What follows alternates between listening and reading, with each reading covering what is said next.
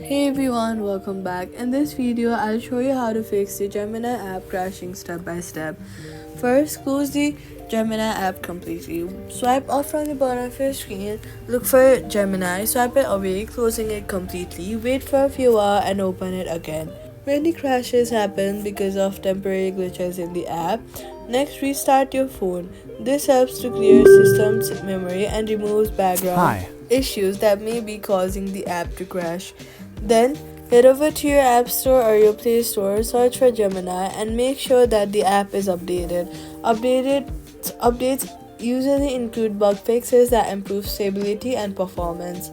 If you're using Android, go to Settings, open Apps, find Gemini, tap Storage, and clear cache. This removes temporary files that may be corrupted and causing the crash.